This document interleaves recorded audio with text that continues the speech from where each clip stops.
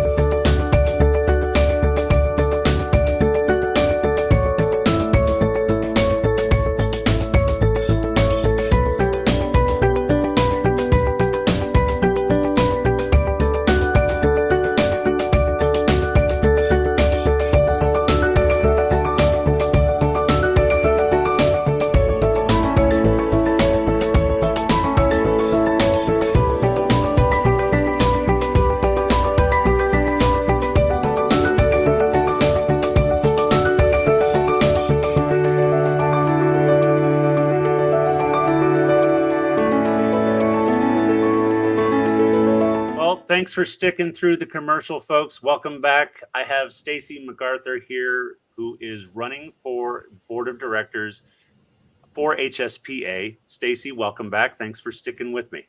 Thank you. So the next question, it's basically, I see that the association has gone through a lot of changes, especially in the last 3 to 5 years. One being the name change and such. If you were on the board at the time, are there any things that you would have done differently? How do you view the changes that have taken place, or is there anything in particular that you want to accomplish while serving on the board? Great question. So the first part of the question is, how do I feel about the current changes that they've made in the last couple of years? And I'll be really honest with you, I am not aware of all of the changes that they've made because I've not been behind the scenes. But some of the changes that I've been in favor of is, I love the name change. Change is hard, and I keep wanting to fight the urge to call it Isham, but working on it. But I think the name better represents who we are, and I like that name change. Secondly, what I really like is I feel like there's been an increased focus of energy and resources into supporting the local chapters, which I think has been I really liked that.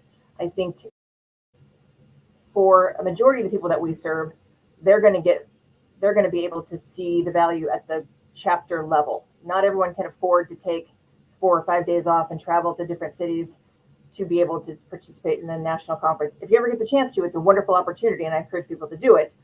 But for those of you who can't, the local chapters can be a great source of networking and learning and support and great education and great camaraderie. And I think there's great value in the chapter level. So I think that I really appreciate the larger organization putting some resources into helping the chapters be better established, sharing tools together. I think there's strength in numbers, and I think that's where we really can capitalize on our group, is to be able to share knowledge and share resources and share tips and tricks. So I'm really in favor of that. As the second part of your question goes with where would I like to see us go on the board? And I have a couple ideas. First thing is membership growth. I reached out to HSPA for some statistics, and right now we have over 48,000 certified technicians who are certified through HSPA. Of those, less than 40% are actually members. And I think that is, I was surprised by that number. I thought it was going to be more than that. And that tells me that a majority of people don't see or understand the value that membership brings. So I think that there are things that we can do to educate people on what does your $10 get you? What does, and helping them see $10 is a steal for an annual membership to anything. And so helping them understand the value of that and maximizing that value. If there's things that we're not doing that they need more of, then let's talk to people and find out what do they need more of? How do we take care of them? Getting to know the membership and finding out what their successes and what their pain points are, and seeing how we can support that better. And my other thing that is selfish of me, and I really hope that we can use our influence to work with some of the manufacturers of instruments, because I think I call it the tale of two IFUs. I have IFUs that you pull up online, and 14 pages that don't tell you anything. It's so vague that it really doesn't tell you how to disassemble it, where to disassemble it, where do I brush, what size of brush do I use, nothing. And then I have other IFUs that are 100 pages long, and they're so specific that it makes me wonder, did anyone ever practice this in a real life scenario? How is this sustainable in a real practice when this is one instrument out of 15,000 that I have to touch today? How is this realistic? So really trying to reach out to some of our manufacturers to sort of say, let us help you help us, so that we can do this in a way that meets the needs of our patients and the caregivers who are trying really hard to get it right, and are trying to use tools that, quite frankly, don't always do the job for them. So those are sort of my passion points that I'd like to see addressed if I get on the board. Kind of like a Jerry Maguire situation. Help me help you. Exactly. We've actually gotten, in one way or another, we've gotten through all the questions. Before we go, is there anything else you would like to tell the memberships before we sign off? Yes. Actually, there's two things, 2 points. My first one is, when I first got involved with HSPA and went to conferences and I started meeting people, I felt very small. I felt very small in this sea of people who knew a lot of stuff, and they were almost like meeting celebrities. They were people who were confident and had all this understanding and could rattle off standards, and I just felt very insecure in my own knowledge base. But then as I continued to sort of ask questions and be okay with not knowing all the answers and being vulnerable a little bit, I realized that there's a lot that I could learn, and I learned a ton. But taking the time to help other people makes us all better. I really also want to reach out and help the technicians who are working all by themselves in their field, and they had to get certified, and they know that through the certification process that we can do things better, but they may not have access to the standards. They may not have a manager or a supervisor who even understands sterile processing, and so they're out there fighting the good fight by themselves without knowing where to get the tools. And so I really want to reach out to those people who don't know what they don't know how to get what they need to get.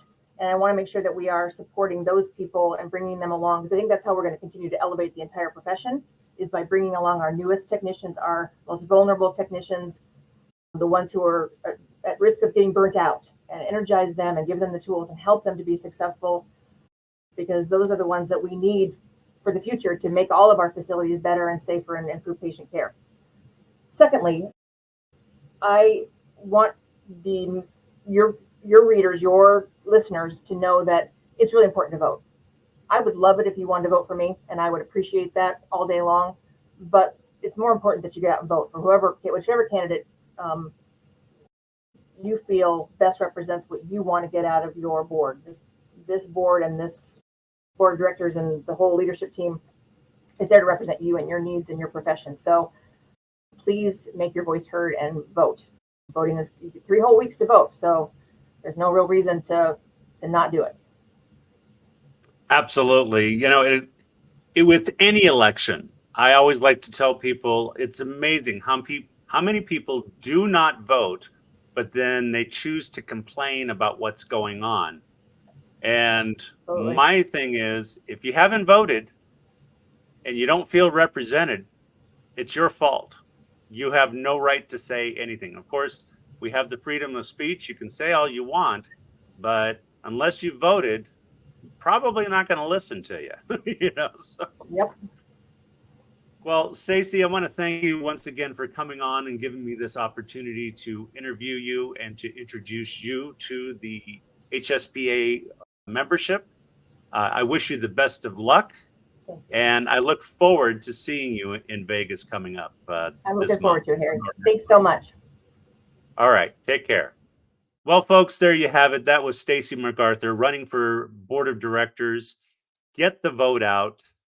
Go through her bio, go through everybody's bio, read through them, find out what you're getting into as far as how they wish to represent us and what they bring to us.